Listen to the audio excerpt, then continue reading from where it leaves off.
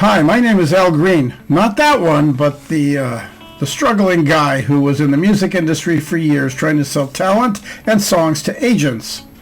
The agents befriended me and taught me techniques that I want to pass on to you through my program, which is called You Can Talk, You Can Sell. Anyone who has ever taken this program has excelled in selling and either risen to the top of their company, their team, or the top of their field. It's called You Can Talk, You Can Sell, and you can get it right here.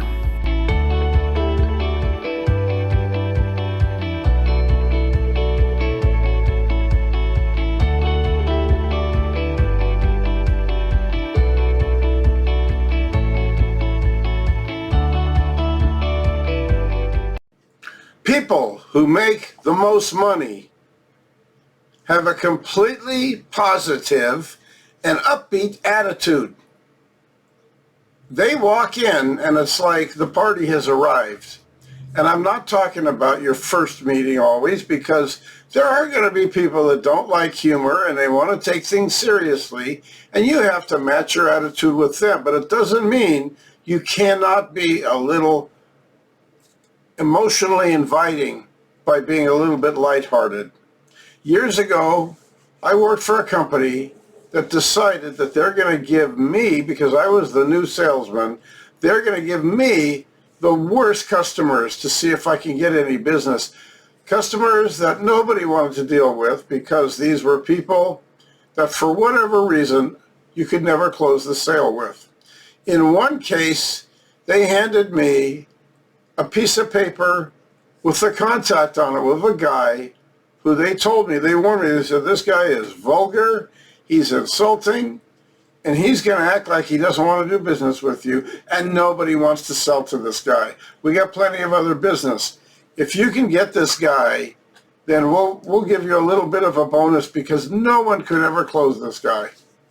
I said, okay, why not? Well, in those days, I was studying, and I was reading the books of Zig Ziglar and some of the other people, like Dale Carnegie, and learning how to adjust my attitude to a difficult person. What do? What do you do? Well, you cannot change the attitude of your person if they are that kind of a human that would be insulting and would be vulgar in the way they talk. There are people like that, and that doesn't mean they're not customers. I called this guy and I made an appointment to see him. And he basically said, so you're the new guy? And I said, yeah, I'm the new guy. And he goes, so your half-assed attitude is going to work with me, huh? And I said, well, let's find out if we can work together. I said, okay, I hope you know that my company has your best interests at heart, and we want to deliver the service that you want. And he goes, well, the problem with your blah, blah, blah attitude of your company is that, number one, your prices are too high. I need things in a hurry, and I want to make sure that I have the quality that is going to work for my company. So I said, did you say my prices are too high? He said, yeah. We went round in circles. I said, what is too high? What's a more reasonable price for you? And he tried literally to kind of beat me up by whatever the price was, about 20%, which was a little beyond what we could do. But I gave him a good attitude, and I said, well, listen, here's a rule of thumb, something I learned from an industry person. You can have a lower price, you can have high quality, and you can have it on time. Pick two. Now, why would I say that to him? Because if you are going to want a lower price, it may suffer quality, or it might suffer more time.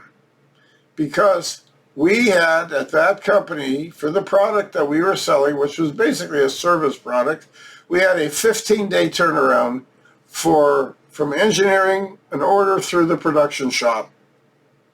And he said to me he wants it in 5 days. And I basically mentioned to him, The only way you're going to do that I get it approved for 5 days, is we have to charge you double. When I went to the production manager to tell him that they wanted it in 5 days, he asked me to charge him the original price plus 25%. By the time we worked out the numbers, if I brought it in as twice the price, he said he would gladly do the job, even for this guy who he didn't like. So I went back to the guy and I said, look, here's the deal. What's more important to you? Is it the price or the time of delivery? The quality we are going to guarantee no matter what, whether it's 5 days or 15 days. He goes, well, no, the most important thing is I got to have it in 5 days. I said, okay, you're asking me to lasso the moon for you, but here's what I can do. We're willing to go through our production, double check with twice the quality controls to make sure that everything is exactly to your specifications and deliver it in 5 days. However, normally what I have to do is I got to either bring on extra people, I have to sweep aside some of my existing customers, or I have to pay overtime. And unfortunately, that's going to increase the cost. And he said, how much? And I looked at him and I said, you're not going to like this, but here's reality, because we checked our competitors and nobody can deliver what you want, but we can. So here's the price.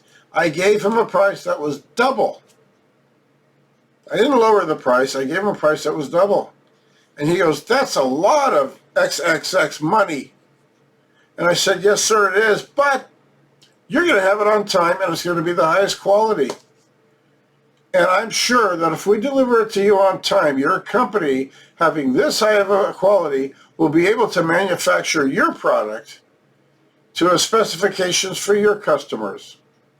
And he goes, well, you should be working for me. And I said, well, okay, that's a nice compliment. But let's get this job done first and maybe we could talk, okay? That's the kind of attitude you get. You get an attitude of willingness and frankness and honesty, and you get a person that will reflect back on you what you give to them. And if you're humorous, they just might be humorous too. And when a customer is willing to have a little bit of humor, yet take you seriously, then you got them in a place where you can finesse just about anything. When I got that guy's job and I put it through the production shop, everybody complained. And I went to the manager and I said, look, I know they're complaining, but we got the job, didn't we? He goes, yeah. I said, this is going to be a customer that you guys are going to have as long as you're in business and as long as he's in business. And the supervisor basically said, well, we could never crack this guy because he must have insulted you and he must have been very, very hard to deal with because we don't like unprofessional attitudes. We need customers that are going to act accordingly. And he comes in here to inspect what's going on and he's talking like he's at a bar and he's had a few drinks and he's really rude. And I said, okay, we don't have to do it that way. I can handle that, okay? I'll personally take responsibility that he's not rude because I'll explain it to him in a way. I've already got his attention. He's already willing to give me the purchase order and we've got the price we want. Let's do the job and see how that goes. Okay, fine. That worked out. Now, that's not a technique that I created. That's a technique that I learned by studying because I had the attitude that's required to be a successful salesperson. You have to take responsibility that you take your job seriously enough to give yourself every advantage to work every angle and make sure that no matter what, you take responsibility for the challenges and you are willing to overcome them. It's a kind of a situation where I don't know how I'm going to do it. I just know I'm going to do it. As Zig Ziglar said, your attitude determines your altitude. When you have difficult customers, and I know we've all had them, where you go, oh my God, I don't want to see this person. They're really hard to deal with. Or the company, or the one that you have to talk to. And you don't get to make the decision that they're going to be in a great mood when you get there. That's something you got to take a chance. If it's a rainy day, always work rainy days, because a lot of people want to stay inside, and a lot of times you're going to get the purchasing agent who is going to pity you for getting wet when you could have stayed in your office and done the business over the phone. It makes a big deal. And that it gives you a chance to joke around too, because I was wearing one time a raincoat, but I came in, I was soaked, even though I had an umbrella. And my hair was a little soaked, there was a little bit of wetness on my shoes. And as soon as I walked in, the purchasing agent said, oh my God, you're working today? I said, yeah, I am. I wanted to see you. It's that important. And they said, wow, you really got soaked. I said, no, I just decided to walk through a car wash before I got here, as a joke. And they kind of laughed and said, okay, come on. Seriously, I can't get anybody to go outside today. It was really torrential coming down. But believe it or not, I was not going to give up on that account. That was an account I really wanted, and I really wanted to have my company be proud of the fact that I cracked that customer and got the business. Another thing about that is when you're in consultative selling, you work with a customer that way, you have a golden attitude, you're going to find that you've made a customer for as long as you can. And they become your long-term customers that you can depend on. And the next time you go see them, it's going to be a little bit easier.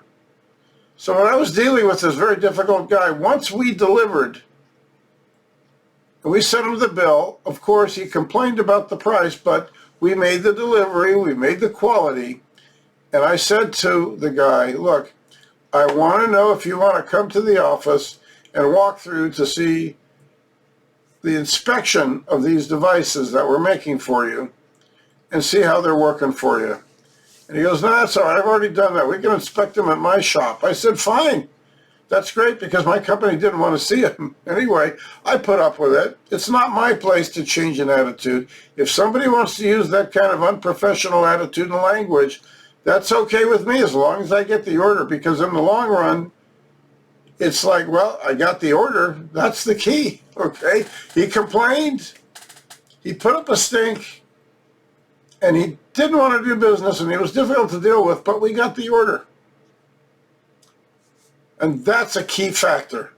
Just keep at it with a good attitude, no matter what you come up against, and you will just be absolutely flying high.